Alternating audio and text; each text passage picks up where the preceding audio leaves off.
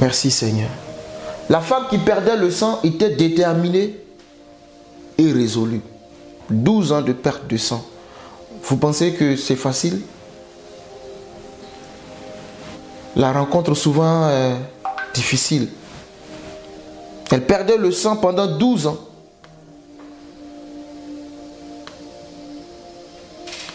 Elle attendait la délivrance pendant 12 ans. Un jour, résolue dans son cœur, déterminée, elle entend que le Messie est en train de passer. Elle décide d'aller toucher son vêtement. Il y a des délivrances qu'il faut que tu cries au fond de toi. Toutes les délivrances ne sont pas pareilles. Pour Bartimée, il a crié plus fort. Pour elle, elle dit, si je puis seulement toucher le bord de son vêtement. À chaque niveau, écoute, à chaque niveau, il te faut une révélation. Ta soif va te conduire dans un chemin qui n'est pas forcément le chemin de Bartimée. Cette femme qui n'a pas été mentionnée expressement, quand la Bible ne mentionne pas le nom de quelqu'un expressement, en utilisant son histoire, cela veut dire que cette histoire concerne tout le monde. Amen. C'est ça.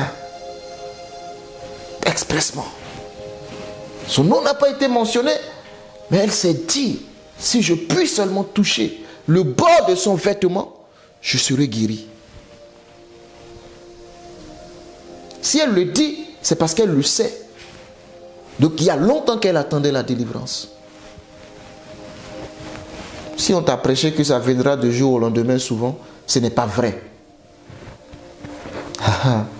On te dira c'est parce que tu as manqué la foi. Ah non, souvent tu peux avoir toute la foi qui déplace la montagne, mais la chose n'arrive pas.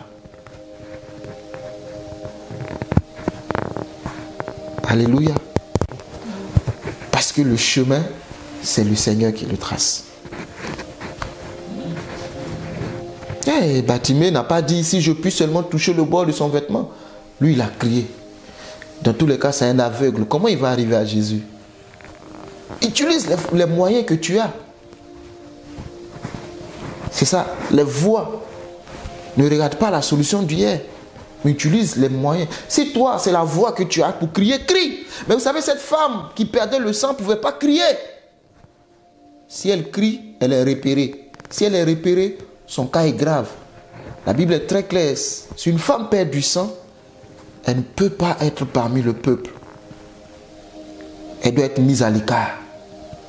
Ta souffrance te fait mettre à l'écart. On te met à l'écart parce que tu souffres. Et vous savez, quand tu souffres, tu n'as pas d'amis. Cette femme n'avait plus d'amis. Elle était riche. Elle a dépensé tout son argent sur les médecins. C'est ce que la Bible dit. Elle a donné tout son argent chez les médecins. Elle n'avait plus d'amis. Personne. Je suis tellement convaincu qu'il n'y avait plus personne que le jour où elle partait toucher le bord du vêtement, il n'y avait personne qui l'accompagnait. La solitude.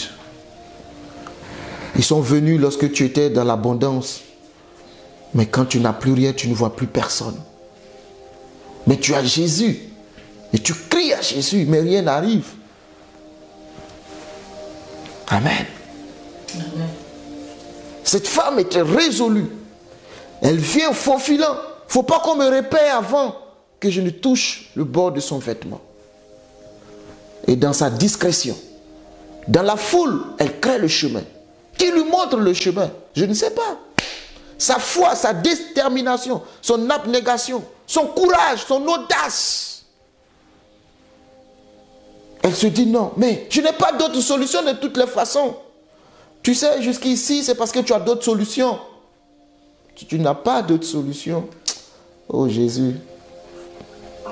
Tu vas braver même le feu pour aller le toucher.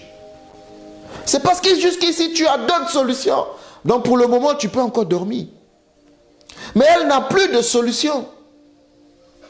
Elle n'a plus de solution. Elle a dépensé tout son argent. Elle n'a plus d'amis, plus de parents. Personne à côté. Mais elle s'est rappelée qu'on m'a parlé d'un Jésus Et si je touche le bord de... Elle connaissait les Écritures. Je le sais.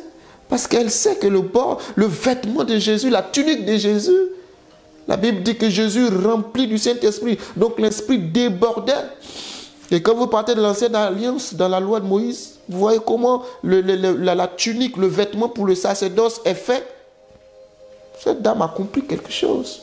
Elle dit, c'est pas grave si les hommes n'ont plus de solution. Ce n'est pas grave. Je vais toucher celui qui m'a crié. Si je le touche, c'est suffisant. Est-ce que tu peux toucher Jésus? Est-ce que ton problème arrive à toucher Jésus? Est-ce que tu braves les interdits? Si elle est repérée, elle sera lapidée. Il faut sortir souvent, aller affronter les choses qui te dépassent. Tu dois sortir à un moment donné et aller affronter les choses qui te dépassent. Cette femme, elle arrive et elle touche son vêtement. Ce qui est intéressant, depuis lors, si vous lisez la Bible, vous allez voir que l'acte que la femme a posé est devenu une révélation pour tout le monde. Parce que désormais, tout le monde venait toucher le vêtement de Jésus. Oh, j'aime Jésus. Tout le monde venait maintenant toucher son vêtement. Vous pouvez lire la Bible, vous allez voir. Elle est devenue une solution. Elle a montré celle qui était méprisée, enfin pas méprisée, mais oui, celle qui était rejetée, a ouvert une porte pour les autres. Jésus, je t'aime. Merci Seigneur. Qui m'a touché? Jésus dira qui m'a touché. Qui m'a touché? Jésus peut... Est-ce qu'aujourd'hui c'est dimanche, il y a tellement de cultes qui se célèbrent dans le monde entier, mais vous pensez que tout le monde arrive à toucher Jésus? Beaucoup vont aller et vont retourner avec leur fardeau, leurs problèmes. Mais moi je dis assez, c'est assez. Je ne peux pas venir dans sa présence et retourner avec le même mal. Je n'ai vu aucun homme venir dans sa présence et retourner avec le même mal. Jamais. Quand Jésus te croise, tu guéris. Quand tu croises Jésus, tu guéris. Amen. Le seul problème, c'est si tu ne l'as pas croisé ou si il ne t'a pas croisé. Jésus arrive à la piscine de Bethesda. Jésus arrive, il voit plusieurs malades. Jésus se dirige vers un homme qui souffrait depuis 38 ans. Il fallait qu'un ange descende et remue l'eau. Un ange devait descendre et remuer l'eau. Une fois. Waouh. Ah, ce monsieur était là. À quand ma délivrance? Si on vous dit c'est facile, c'est faux. Oui, si on vous a dit que ça sera facile, c'est faux. Si on vous a dit monte avec Jésus, tout va être rose, c'est faux. Il faut qu'à un moment donné, qu'on te donne la nourriture solide, qu'on te fasse comprendre qu'en Jésus, il y a la souffrance. Pour le moment, le bébé ne sait pas que la nourriture, on souffre dehors dans le froid pour avoir l'argent, venir payer les couches, le biberon. La nourriture, il ne sait pas. C'est pourquoi il s'amuse à... L'enfant prend la nourriture, il verse, ce n'est pas son problème. Mais le jour où il sera responsable, il comprendra. Ça ne tombe pas du ciel.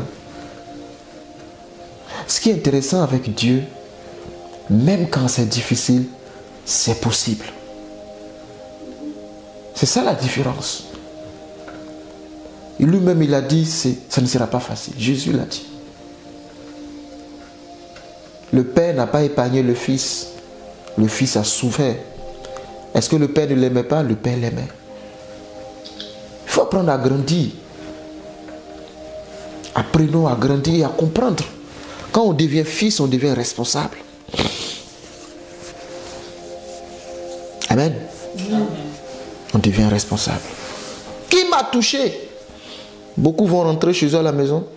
Ils vont aller pleurer encore parce qu'ils n'ont rien vu. Pourtant, ils sont allés adorer. Mais il y a ceux-là qui rentreront à la maison avec le cœur dans la joie.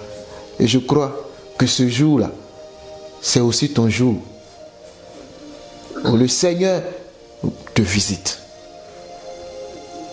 Nul ne vient dans sa présence et repartit tel Mais pourquoi alors nous venons et nous repartons tel? Pourquoi? Pourquoi? J'interroge Dieu, je pose la question. Pourquoi? Ah, pourquoi? Je veux des réponses. Pourquoi? Je n'ai pas la foi. C'est la foi qui fait défaut. Seigneur, je veux que tu mettes le doigt sur le problème. On t'a enseigné la foi, on t'a enseigné. Combien d'enseignements sur la foi tu as reçu? Quel est le résultat aujourd'hui?